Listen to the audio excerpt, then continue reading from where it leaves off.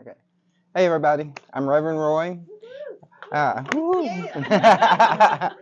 And thank you for being here today.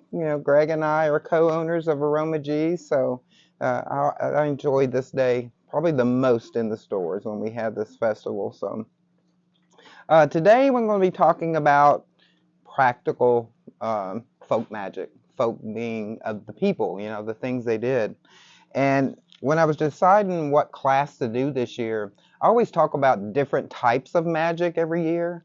Um, maybe love one year, container jars one year, things like that. And this year I wanted to back up a little bit and talk about what people did in their everyday lives and talk about the Appalachian folk and the mountain folk and the things that they did.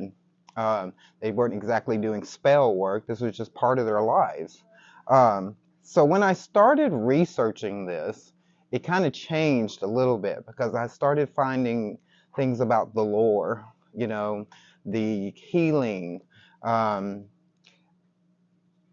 I I needed to teach this class. I'm going to be honest about that. I grew up with country folk.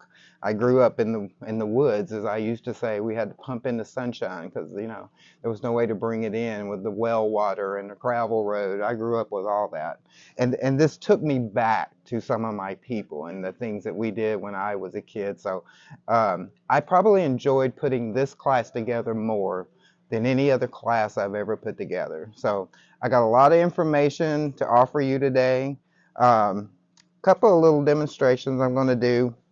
But so we'll just jump right into this. How many of you are familiar with the Zodiac Man?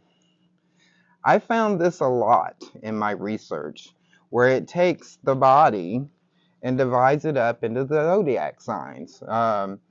Aries for the head, Taurus for the neck, Gemini for the arms, Cancer for the breast, Leo in the heart, Virgo in the belly, Libra in the reins, Scorpio is the secret parts, as it calls it, Sagittarius for the thighs, Capricorn for the knees, Aquarius for the legs, and Pisces for the feet. Now, I'm an Aquarius, and I didn't really expect that to be the legs, but anyway. But I found this chart in two places in my research, and that was in healing, the healing work about working on the different parts of the body and what a zodiac that's associated with. And that affected a lot of the healing work. And I also found this in gardening, that people planted this way. Back when we would plant gardens and stuff, I won't talk about some of these things here, but I know my grandfather, he didn't say the things I found in here, but there were days when he would walk outside and we need to plant the peas today. And I know that he went by some of this stuff when I was reading it. So, in talking about the Zodiac Man, some of the things that they did, it was like planting peas and crops that produced multiples were done in the sign of the arms, or Gemini, when the moon was in Gemini. You plant corn when the moon is in Leo. You plant flowers when the moon is in Virgo. You cut flowers when the moon is in Aries, fresh cut flowers. And it says fish won't bite when it's in the sign of Pisces.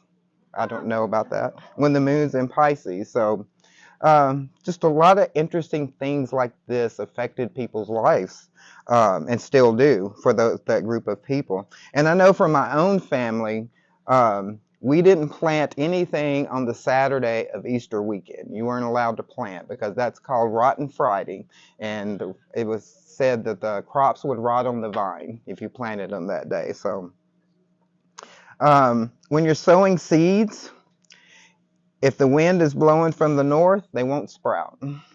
If the wind is blowing from the east, the bugs will destroy the plants. So you can only plant seeds when the winds are from the west or the south if you want a good garden. For crops that bear fruit above the ground, they are always planted on the waxing moon. Root crops are planted on the waning moon. And you always face east when you're planting your plants. Facing east was prominent in the Appalachian lore. I found a lot of that. So And never ever plant a garden or crops on a Friday, because Fridays are always considered bad luck. One interesting little thing I found little things like this, and I'm going to share them. It says if you kill a toad, your cows will have bloody milk. So, who knows? I never tried that. um, One of the things that came up a lot was talking about water witching. How many of you know what that is? Yeah. My grandfather taught me how to do that a long time ago. In the area where we grew up, where all our land was and stuff, there was no what we call city water, no utility water. Everybody had wells, and you had to have a way to find that water. Typically, you would want to use a peach branch to do that, a forked peach branch. This is not peach. I didn't have time to find one. But the way you would do this, you get this fork, and this one is not as flexible as I would want it to be. But you take it and you curl it backwards like this, and you start walking. And when you find underground water, the stick will point down. It will find the water for you. And when you do this, you mark where you start walking, and you just walk all over till you find the water. And then you measure from where you started, where you marked, to where the water is, and that tells you how deep to dig your well, ever how many feet you were from where you started. So just part of that lore. I'm going to set this over here so I don't stab myself.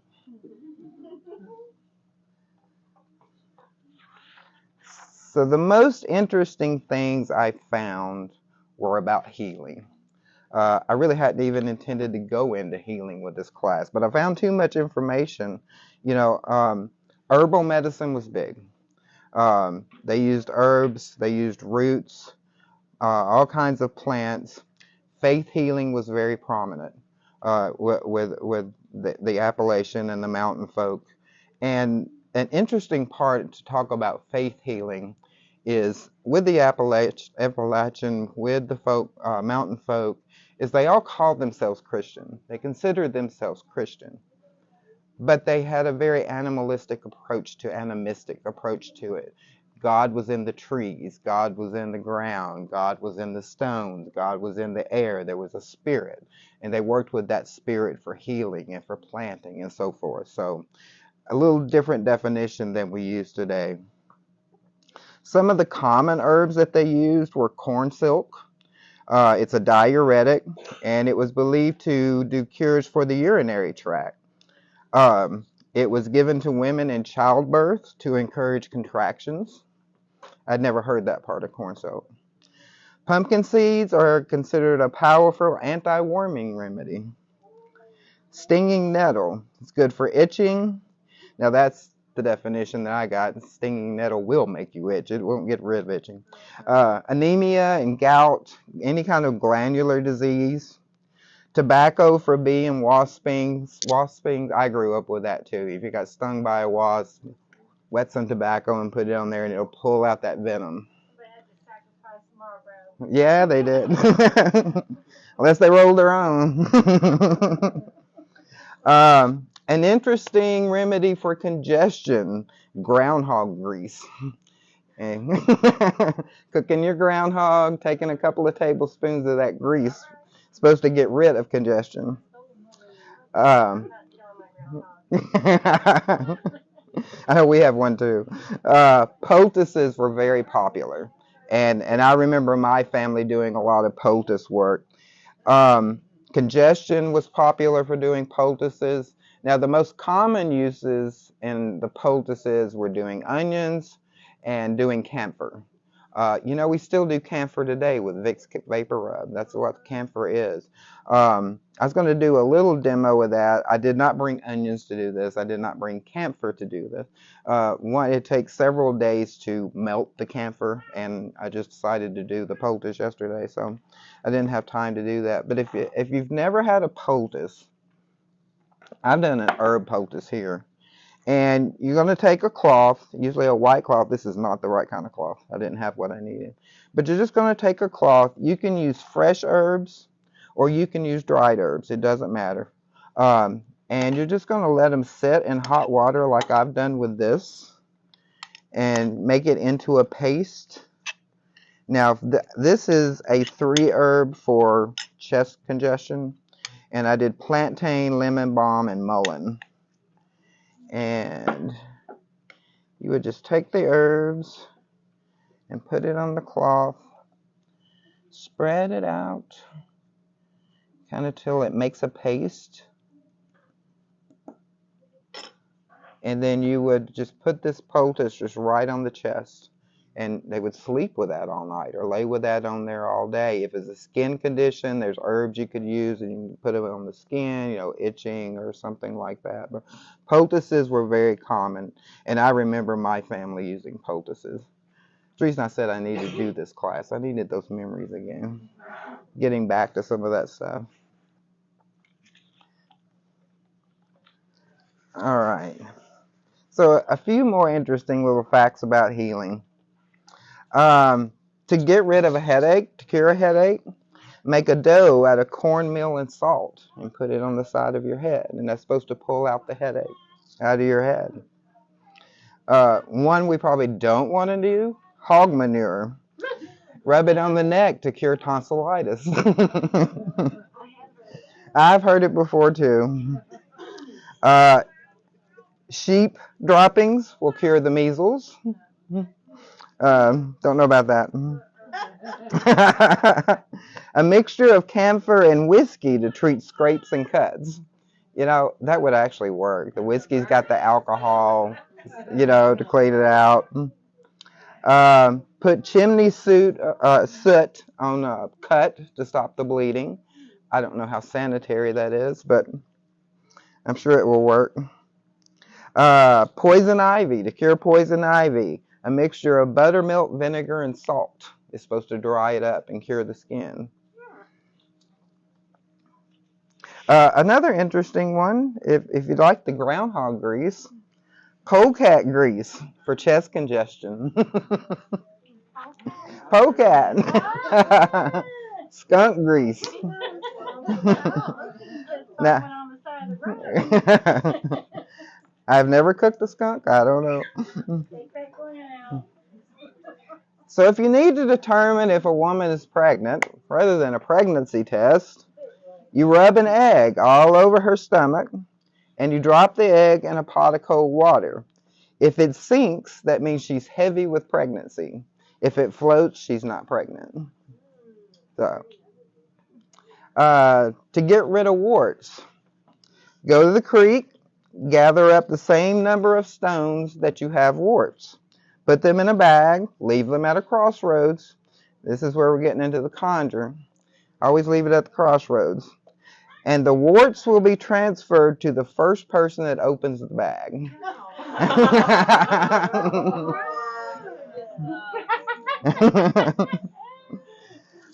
To get rid of a sty, go to a fork in the road, pick up a stone, touch it to the eye, the affected eye, and say, "Sty, sty, leave me by, go to the next passerby." And the next person that comes through that crossroads will get your sty. A way to cure morning sickness. The woman crawls over her partner to get out of the bed, and the sickness will transfer to him. Try it. Most people are familiar with egg healings. You take an egg, you rub it over the client from head to toe. You break the egg into a glass of water and you read the signs. If there's blood in the egg, it shows there is a curse on you. You need to clean that.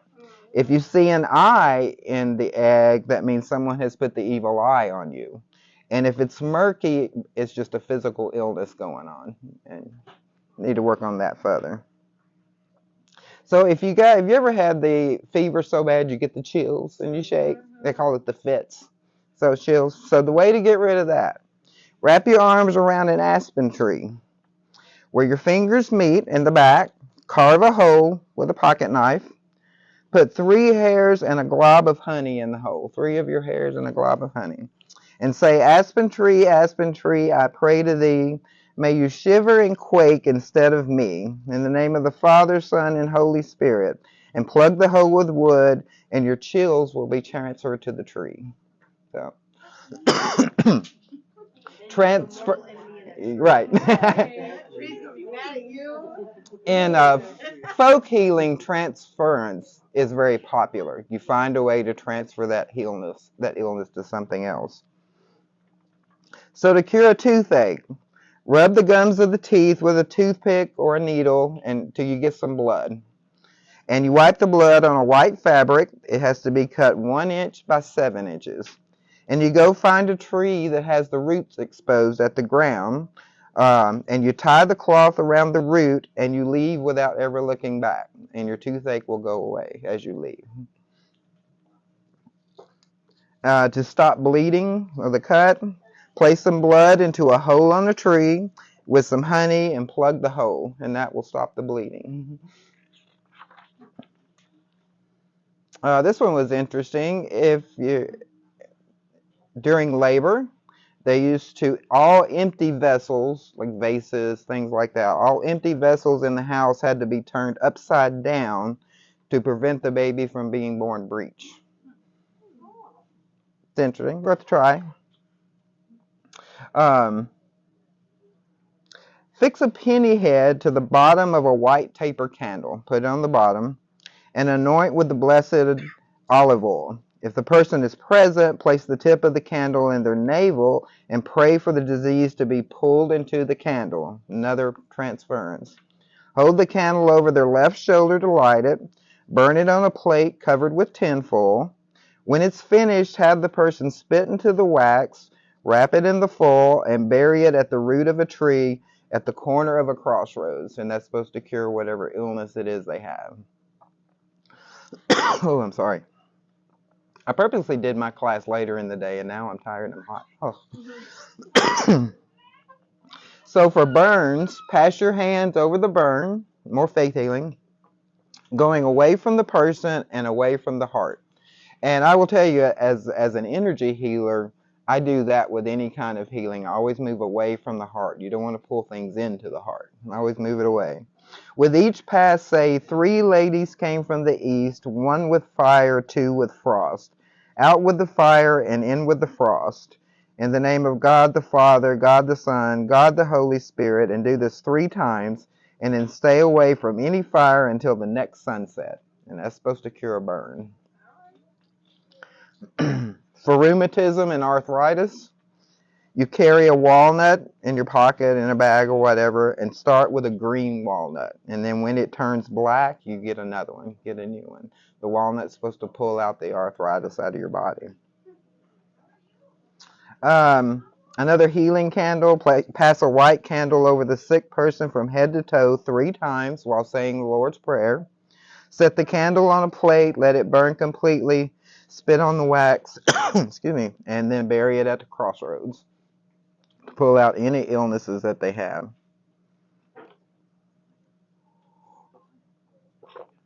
Very popular healing methods were turpentine and pine tar.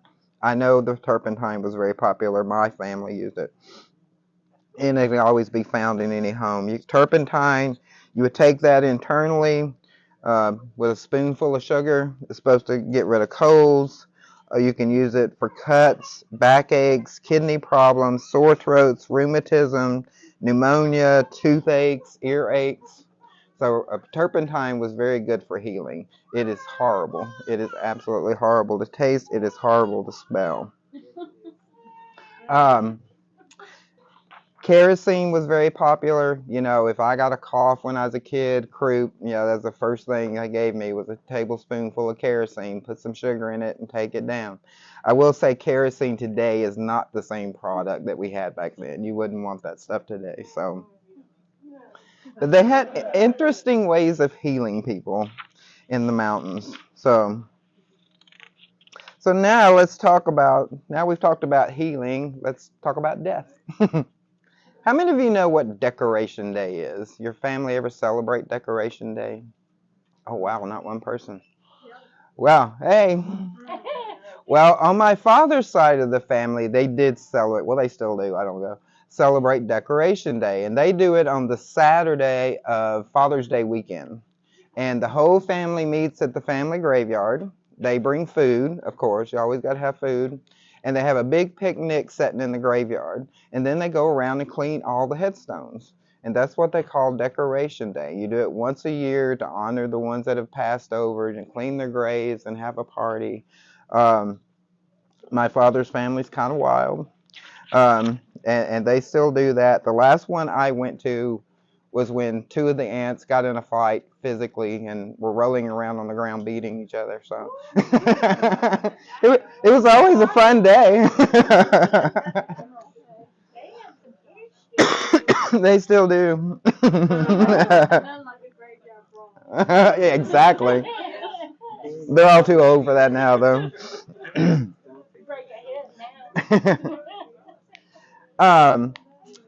Graves.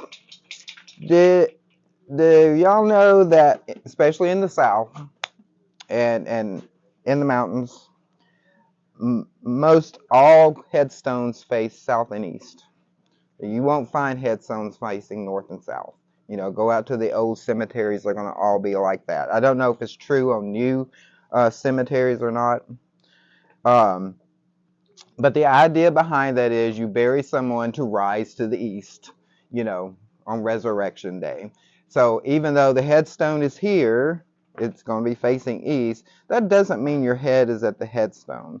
You know, whichever way puts you facing east when you stand up, it determines if your feet or your head are actually at the headstone. So that is still done in the South.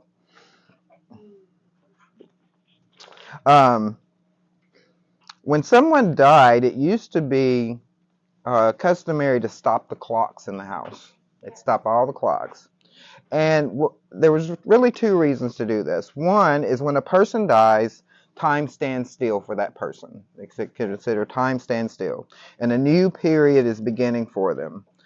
It has to start without time. So for time to continue, you have to stop the clocks for them, or the spirits will remain in the house. If the clocks are still going, it can't remain. Also, they stopped the clocks for the coroner, so they had a record of what time someone died. So, ringing bells at a funeral indicates the new time has begun. You don't really hear bells at funerals anymore, but we used to. And that was to signify that the person has started their new time when you rang the bells. So, you can cover the mirrors in the house when someone dies. Very popular culture.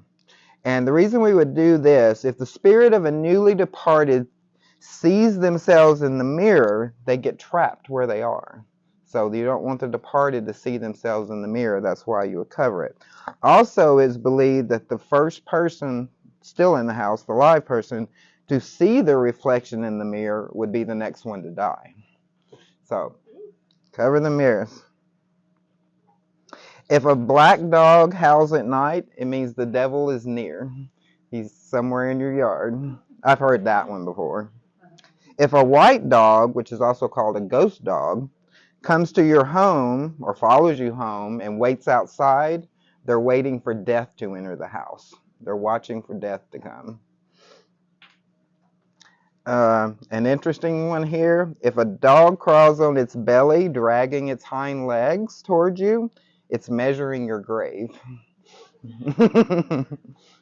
Sounds kind of sad. If you find an inchworm on you, it means it's measuring your death shroud. I never knew inchworms were bad things. Howls hooting outside at night is a death omen. Every person in the house should take their shoes, put them under the bed, upside down to deter death from visiting if you hear an owl at night. So every person in the house takes their shoes and puts them under the bed upside down, and that deters death from visiting the house. The Luna moth is believed to carry the souls of the dead and messages from the other side. So never kill a Luna moth. But they're too pretty to kill anyway.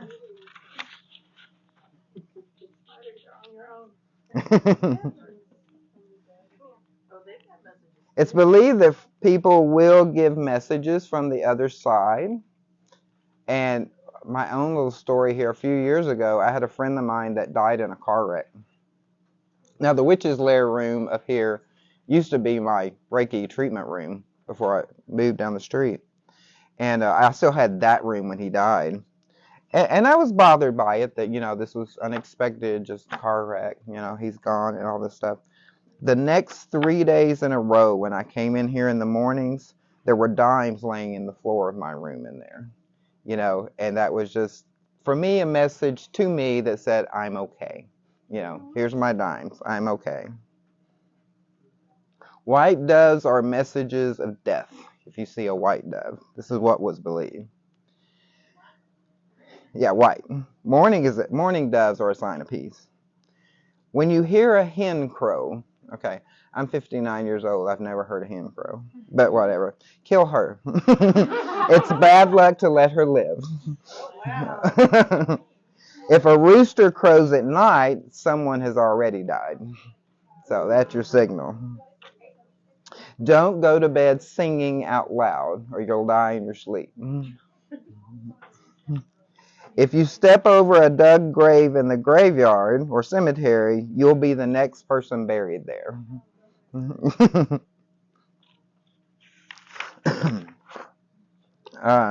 If you look up at night and count 100 stars before you lower your head, you'll drop dead before morning. I don't know where that comes from, but don't do that. Always carry a corpse feet first. You want the direction you carry them to be feet first. If you carry them head first, it confuses the spirits, and the spirits won't leave them alone.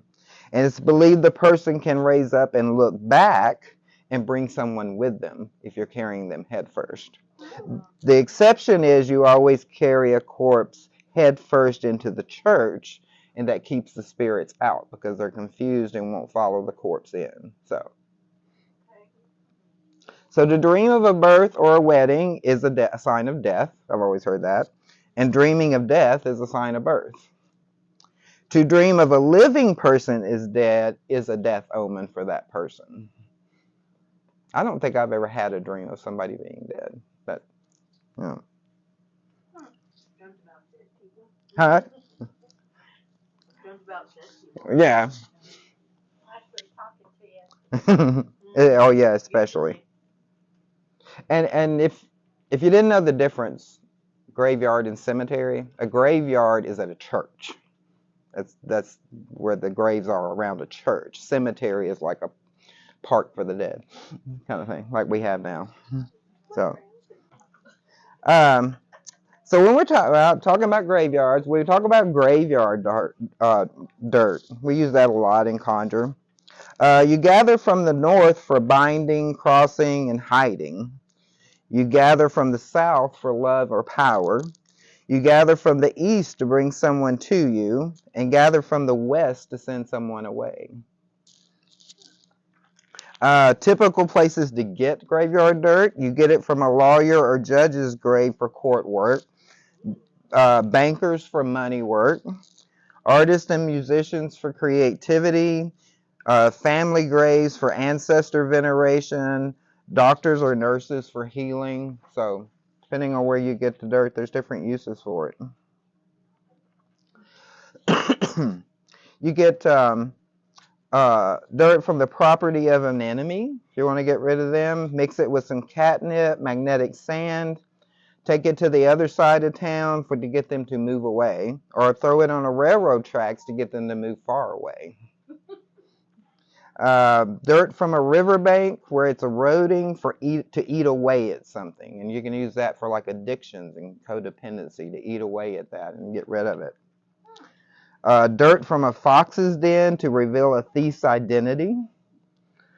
Dirt from a snake den is a divination and sex work.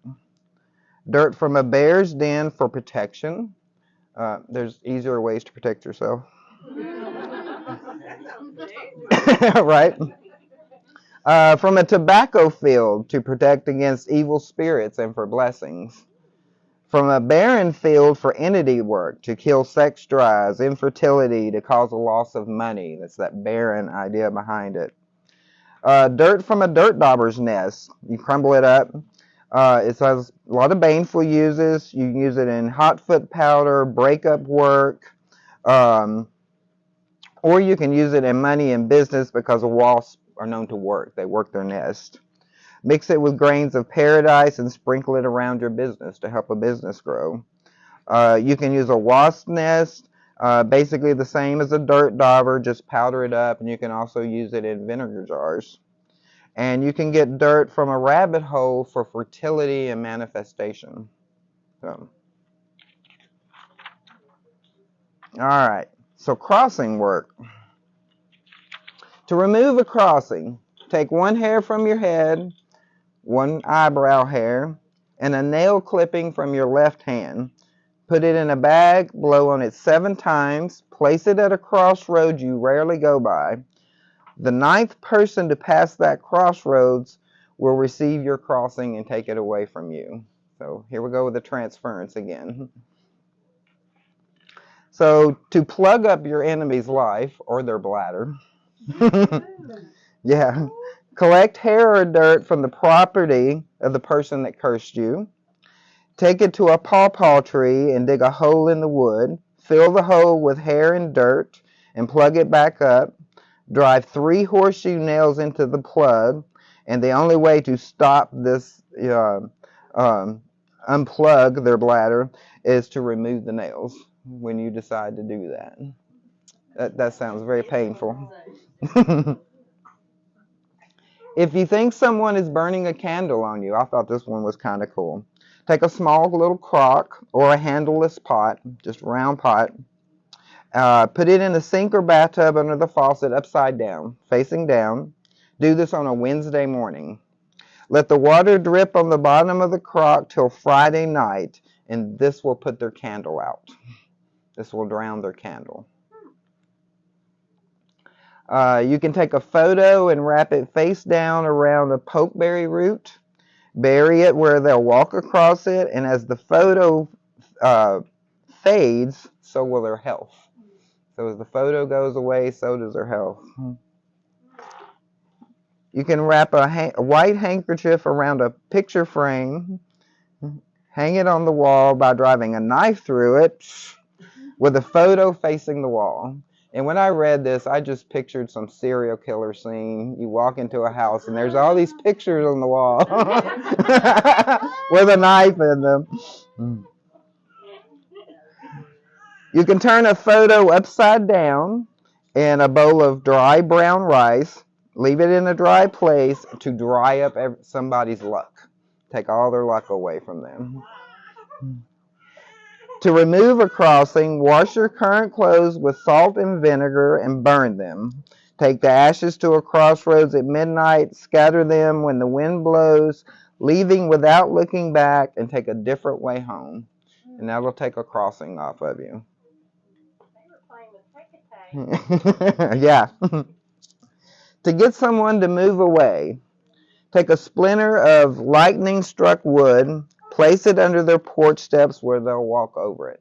And as they walk over it, they'll give them the desire to leave. Or you can take dirt from their footstep where they walked and put it in a brown paper bag and burn it while saying, "Water and fire are at your feet.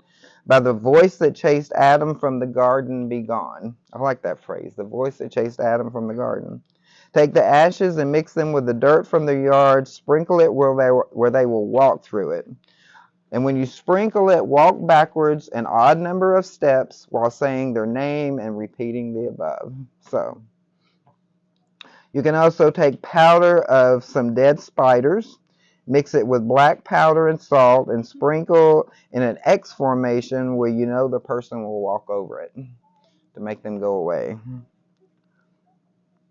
You can take a spool of hand-spun yarn, pierce it with 13 different needles, relieve yourself on the yarn while saying the person's name and tell them to leave, and bury this where they'll walk over it. You're making a magical conspiracy board.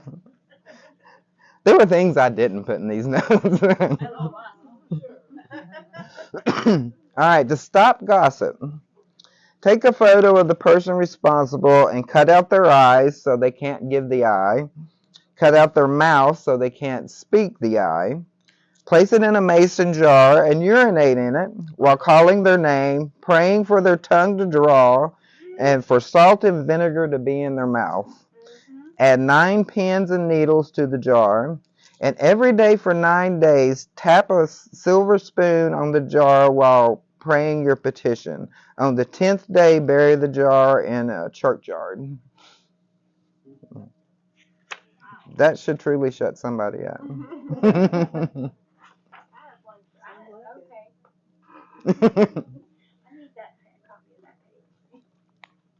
To keep your man at home, you know there'd have to be one. Take a wooden peg, a stake, or a railroad spike, and something that belongs to that person. Drive it into the ground on the west side of your house. Leave a couple of inches above ground, and for 9 days, pull the stake out, whisper your intention in the hole, and put the stake back in. And on the last day, drive the stake all the way into the ground and cover it up. So, you basically got a Appalachian 9-day novena going on there. An intention for 9 days. To get a family member to return home, turn their picture upside down and call them home. To return a lover, get a pic of them, put it in a bowl of salt, and get a bowl of salt and a glass of water. Set the water between you and the bowl of salt. Take the pic and flip it away from you. That will put the pic face down with the head towards you. Cover it with the salt, dip your fingers in the water, and sprinkle it over the salt while telling them to think about you, to want you, and to yearn for you. So. You can take 2 pieces of paper and write each person's name on them with their date of birth, bind them together with red string, dust it with powdered rose petals, flour, and sugar. Bury it on the east side of a tree, and that should bring them back to you and bind you together. To keep your lover from straying, make a sachet of mayapple root, rose petals, and blood root. Include some personal effects. Bind with the red string, buried under a doorstep, and every time they walk over it, it will keep them faithful. Feed the sachet with your first morning urine once a month. They like urine. While calling their name out 3 times. And to catch a new love, this one's interesting. To catch a new love, soak your toenails in wine or whiskey. Clip your toenails, soak it in wine and whiskey for 3 days, from Wednesday through Friday. Strain it on Saturday morning, and then give the person you want the wine or whiskey to drink. And that will bring them to you. Very different ways of doing things.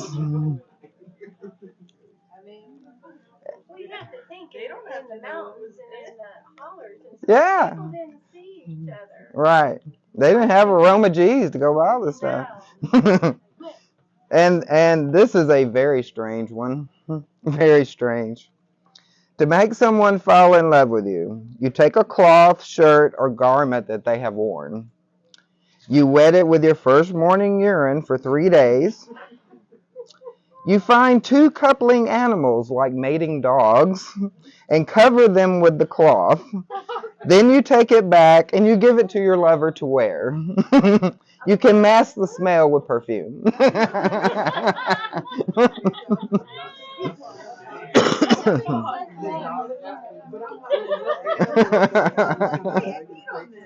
Right.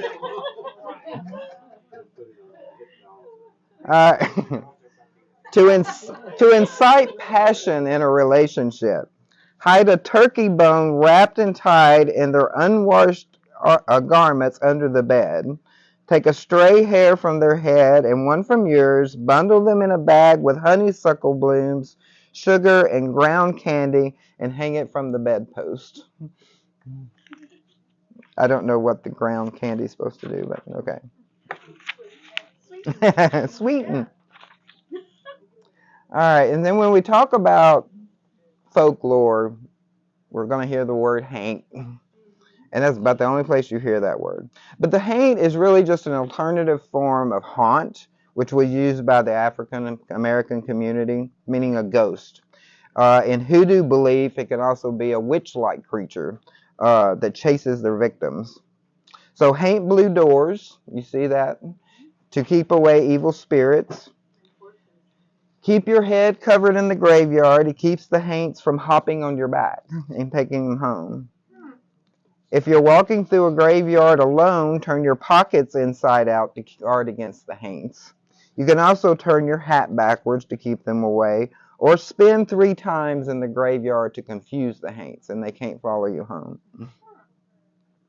To get rid of a haint in the house, cover a horseshoe in red fabric, hang them pointing down above each door frame, and that will make them leave the house.